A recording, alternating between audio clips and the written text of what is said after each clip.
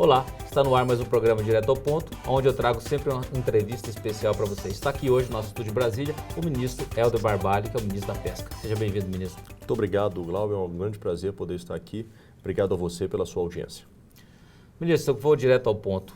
O plano safra, por exemplo, da pesca, tem um prazo para sair? O plano safra da pesca e aquicultura deverá ser lançado agora no mês de agosto, onde estaremos ofertando para a atividade tanto do setor da pesca quanto da aquicultura 2 bilhões de reais em fomento através do BNDES, através dos bancos regionais, BASA, Banco do Nordeste, do Centro-Oeste e também a operação através da Caixa Econômica e do Banco do Brasil. Como é que está a questão da piscicultura no Brasil, ministro? Nós temos o consumo, se diz nos próximos, até 2020, nós estamos produzindo aí 2 bilhões de toneladas. Como é que está isso? Nós estabelecemos um planejamento para a ampliação do cultivo e da produção nacional. Hoje, nós estamos produzindo em cultivo, na atividade da aquicultura, e claro, a piscicultura é o ponto mais forte, em torno de 600 a 700 mil toneladas ano. A nossa estimativa é que possamos chegar em 2020 com 2 milhões de toneladas ano. Para isso, estamos construindo e, acima de tudo, divulgando e mobilizando os atores envolvidos um grande plano de desenvolvimento da aquicultura 2015 e 2020, que passa não apenas por mobilizar o setor rural para a atividade do cultivo de organismos aquáticos, como também o envolvimento para a consolidação de distritos industriais que permitam a verticalização da atividade da aquicultura, passa por agilidade processual para que possamos utilizar de maneira mais eficiente os nossos reservatórios, as nossas águas da União, sejam águas continentais em rios e lagos, como também em águas oceânicas e marítimas, já que temos uma costa de 8.500 quilômetros que pode ser aproveitada também para o cultivo de piscicultura, cultivo de ostra, de algas e daí por diante. No caso uma das grandes reclamações, no caso da piscicultura, que a aquicultura seria, por exemplo, aquilo que é produzido em água doce, seria isso? Não, a aquicultura são todos os organismos aquáticos de cultivo. A piscicultura... que seria, no caso da marítima, seria no caso da pesca... Da pesca no caso... Extrativista, vamos supor, seria. Então, nós temos que separar. A pesca é a captura extrativa. Certo. Seja ela em oceano, seja ela em rio, seja ela em lago. Certo. A aquicultura seria... A aquicultura é cultivo. Cultivo. E aí, cultivo, você pode ter o cultivo de peixe, você pode ter o cultivo de camarão, você pode ter o cultivo de ostra, você pode ter diversas atividades de cultivo e todos os organismos aquáticos cultiváveis compõem a aquicultura. No caso, por exemplo, da aquicultura, então, do cultivo, né? Então, o que tem se reclamado muito, que é hoje, por exemplo, o custo de produção, vamos pegar no caso do Mato Grosso, meu estado, aonde seja em tanque escavado, seja a maior parte ainda no Mato Grosso seria em tanque escavado, né? O tanque que ele está desenvolvendo seria em coisa de R$3 o custo, enquanto que a venda seria, no caso, R$3,50. Está baixo esse rendimento. Qual que seria a política para melhorar essa margem, esse ganho do produtor? Nós temos um ponto central desafiador, que é diminuir o custo da ração. A ração ainda representa 70% do custo da piscicultura, por exemplo.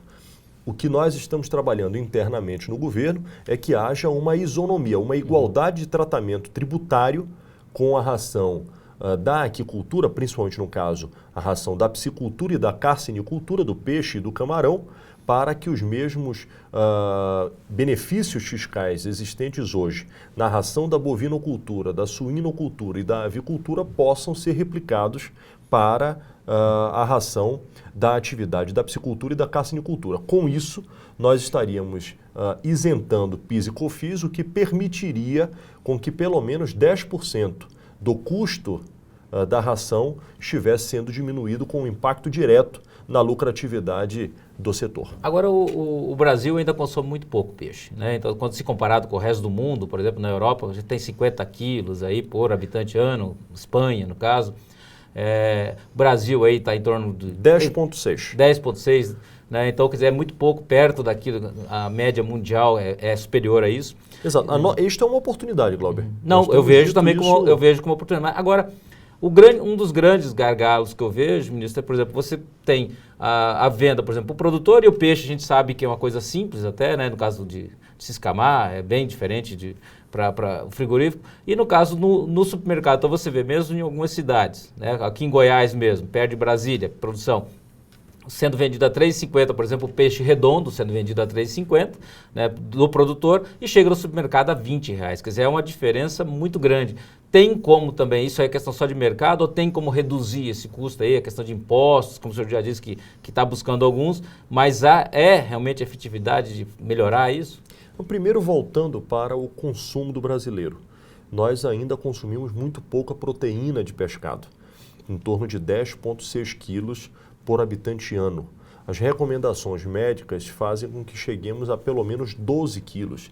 Portanto, só na busca do aumento de consumo para atingir as recomendações médicas, nós já teríamos aí pelo menos 1,4 quilo por habitante do Brasil a consumir mais pescado. Se nós formos para a média mundial, são 19 quilos. Portanto, nós temos que dobrar a produção nacional, o consumo nacional para atender a média mundial. Se nós formos para determinados países, por exemplo, um país como Portugal, consome 57 quilos. Claro que isso está em volta a uma cultura gastronômica, uma cultura de consumo histórica por parte do país. E tenho certeza, Albert, que um dos pontos centrais é a oferta.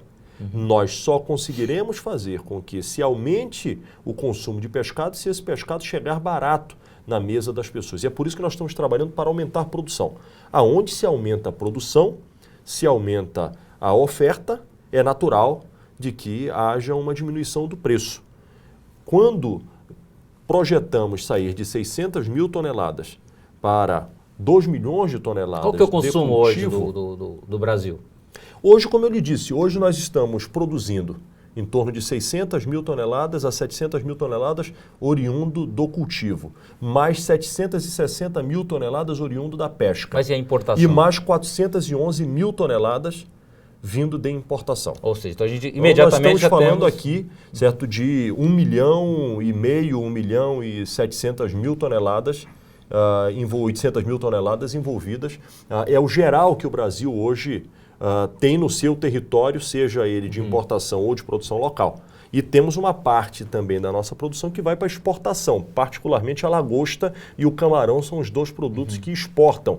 E temos na importação principalmente o salmão e também o bacalhau. São os dois principais produtos de importação de pescado. O que nós temos que fazer? Aumentar a oferta, garantir... Para baixar o preço. Para baixar o preço, garantir uma logística que possa ter a unidade de beneficiamento próximo de onde se tem a escala de produção, garantir acondicionamento junto com essas unidades de beneficiamento, garantir fábricas de ração que estejam próximos desses locais de cultivo para diminuir o preço do acesso a esta ração, já que representa 70% do custo. Com isso você barateia. E fazer com que haja a comercialização direta, diminuir o número de atravessadores. Os atravessadores na captura, na pesca de captura, ainda são muito fortes, até porque os mesmos fomentam seja o combustível da embarcação, sejam os proprietários da embarcação. No cultivo é diferente. No cultivo, se você garante todos os componentes próximos, você acopla a cadeia produtiva, você dá competitividade para que os produtos possam chegar mais barato à mesa do trabalhador. Uma das reclamações é a falta de frigoríficos, né? Por exemplo, não tem como aumentar a produção porque você não tem frigorífico. Quer dizer, também não tem como vir o frigorífico antes da produção. Então, nesse plano safra que o senhor vai anunciar, ele vai ter algumas linhas específicas, como teve no caso da agricultura, o plano de armazenagem, vai ter alguma coisa para incentivar a questão do frigorífico? Todas estas ações, elas estão no nosso plano de desenvolvimento da aquicultura. O plano de desenvolvimento da aquicultura é exatamente aquele que planeja, por estado do Brasil, a estratégia da atividade de cultivo. E naquela estratégia que está focada e direcionada para ser efetivada, está o cultivo, está a qualificação para este cultivo, está acoplado à oportunidade de se ter fábrica de ração, de se ter também unidades de processamento e, de acordo com o modelo de cultivo, se for tanque-rede, que eu possa também ter os componentes da fabricação dos tanques-rede. Estes são os nossos distritos industriais aquícolas.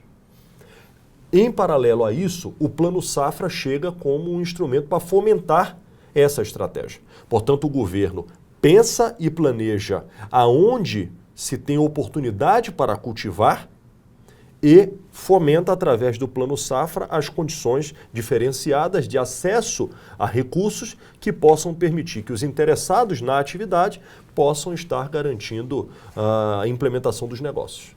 Ministro, vou pedir só um minutinho para o senhor. Nós vamos para um breve intervalo. Não saia daí, porque nós vamos estar falando mais sobre piscicultura, uma oportunidade para você, para a agricultura familiar do país. Já voltamos.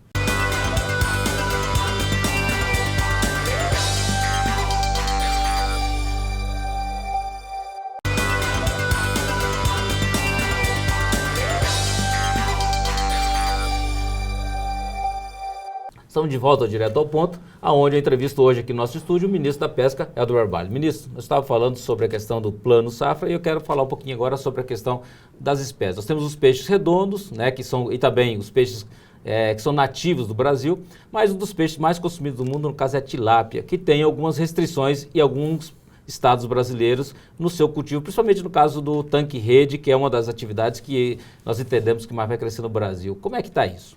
Nós temos dialogado com o Ministério do Meio Ambiente e com os órgãos licenciadores dos estados na discussão das espécies que podem ser cultivadas de acordo com o seu bioma. Particularmente a tilápia tem restrição por conta de ser uma espécie exótica na região amazônica. E compreendemos de que, no caso da região amazônica, a nossa estratégia será valorizar. Mas qual que é o problema por ser da Amazônia? Ministro? Por conta de que, em função de ser uma espécie exótica predadora, ela mas acaba... ela é onívora, ela não é predadora. Então, mas ela faz com que o bioma seja comprometido.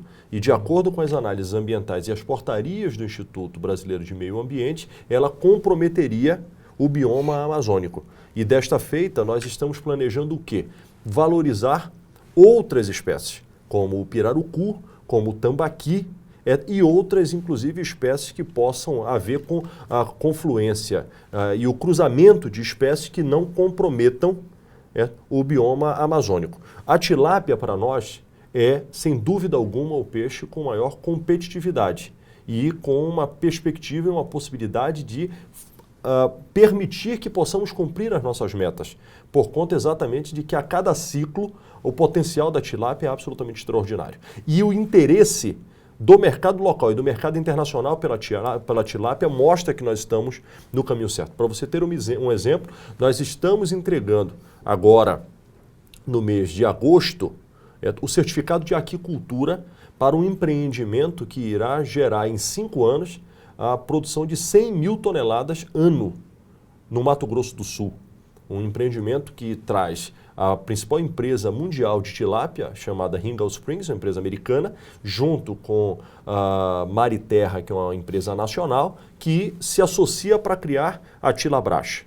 Portanto, uma planta estará viabilizando o cultivo começa com 30 mil toneladas, chegando a 100 mil toneladas ano.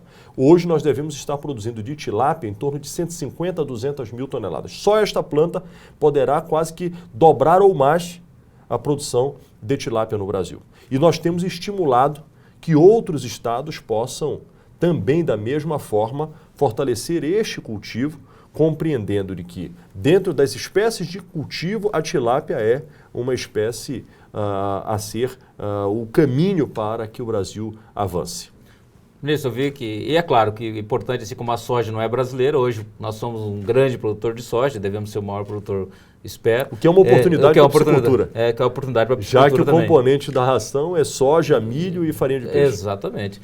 Outra coisa, ministro, daí no caso eu vejo que o senhor fala muito sobre a agricultura familiar, esperança de agricultura familiar, mas por outro lado eu vejo alguns especialistas dizendo que a agricultura familiar, a piscicultura não é viável na agricultura familiar, principalmente no caso por 1 hectare, num hectare você conseguir um rendimento de tanque escavado, no caso, conseguir um rendimento apenas de 5, 6 mil reais por ano, muito baixo em virtude do preço. Como é que o senhor vê isso? Eu desafio que haja qualquer cultivo de proteína que tenha maior retorno do que a piscicultura. Em um tanque escavado, é possível que se produza 100 toneladas de proteína ano. Fazendo um paralelo com a bovinocultura, por exemplo, você agrega 120 quilos de proteína ano por hectare. Ou seja, em um hectare... Em um hectare de tanque escavado, você produz 100 toneladas de proteína. Mas a média nacional hoje está em torno de 10 toneladas por hectare. Não. A escala é muito clara. Tanque escavado, 100 toneladas por hectare de tanque escavado. E em tanque rede, você pode chegar até 320 toneladas de proteína de pescado por ano. Portanto, é uma escala absolutamente sensacional. Qual é o desafio? Primeiro, nós temos que dar qualificação técnica para que a agricultura familiar tenha condição de fazer o cultivo.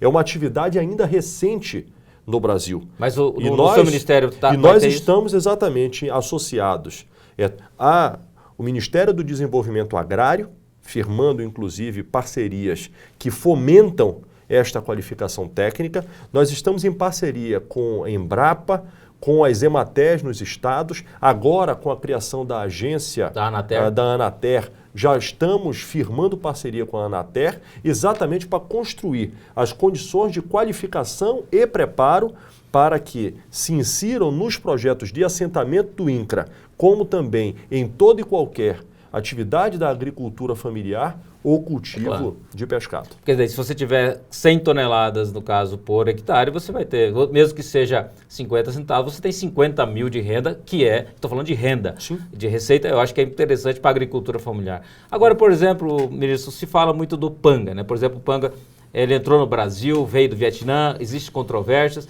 Por outro lado, por exemplo, quando o senhor disse que no tanque escavado e outros peixes, por exemplo, redondos ou tilápia, seja lá qual for, se produz 100 toneladas, no caso do panga se produz 800 toneladas, por ele ser um peixe pulmonar, de respiração pulmonar, que ele, no caso, não é a mesma coisa dos outros peixes, ele tem uma capacidade, quer dizer, ele sai para fora, respira e volta e com isso tem maior rendimento. Mas é proibido no Brasil, como é que o senhor vê isso?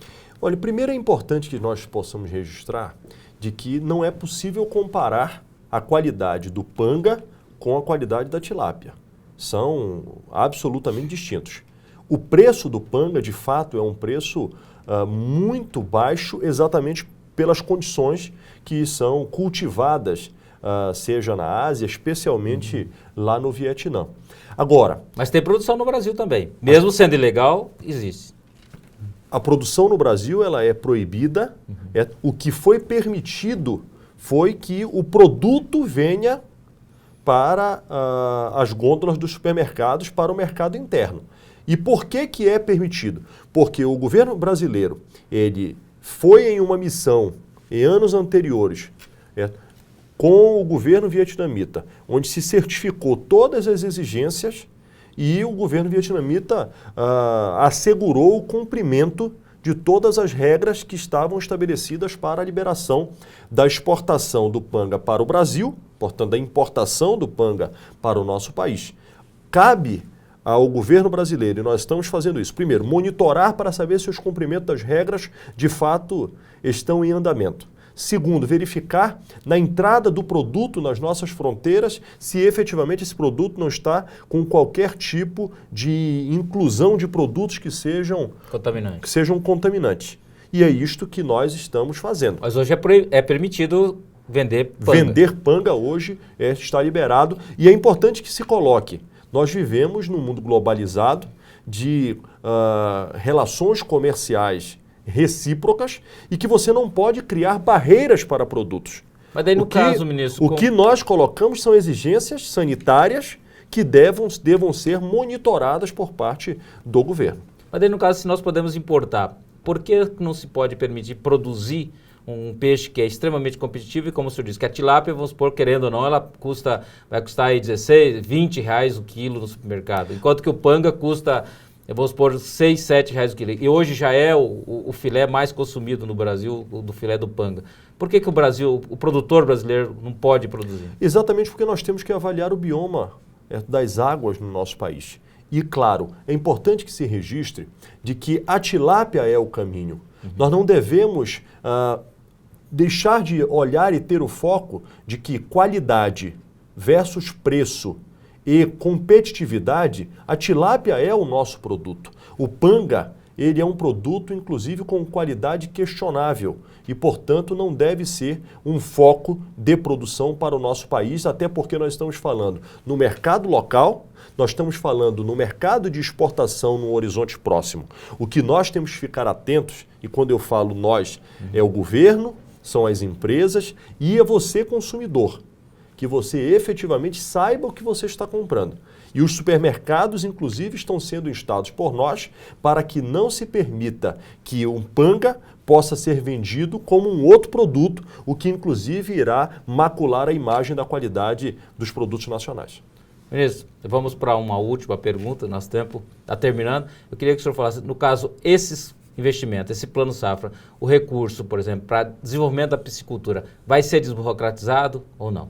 Para fazer o plano safra, antes nós reunimos com as entidades, reunimos com todos os envolvidos, seja na pesca, seja na aquicultura, seja o pescador artesanal, industrial, seja o aquicultor da agricultura familiar, até a grande indústria, para que pudéssemos identificar quais os gargalos e quais os enfrentamentos burocráticos que desejavam que fossem enfrentados. Dialogamos com os bancos, construímos o ambiente e agora é trabalhar lado a lado. Quem deseja investir, quem deseja atuar junto com o governo para que possamos efetivamente cumprir as nossas metas, que é fazer com que o Plano Safra chegue aos interessados e, ao chegar, que o Brasil possa despontar como um novo protagonista na atividade da aquicultura, se fortalecendo ainda mais na atividade da pesca e consolidando o nosso plano, que é fazer com que o Brasil tenha oferta com qualidade e com preço para a população. Ministro, eu lhe desejo sucesso, porque sem dúvida eu sou um entusiasta, adoro peixe, eu acho que o brasileiro também gosta muito e que ele tenha acesso a todas as pessoas do nosso país, porque o peixe, sem dúvida, é uma das carnes mais saudáveis desse mundo. Tá aí, concluímos mais uma entrevista exclusiva para você com o ministro da Pesca e eu aguardo você todo domingo aqui no Canal Rural. Você pode ver esta ou outras entrevistas através do nosso site ou através do meu Facebook, Glauber Silveira. Aguardo você todo domingo aqui no Canal Rural.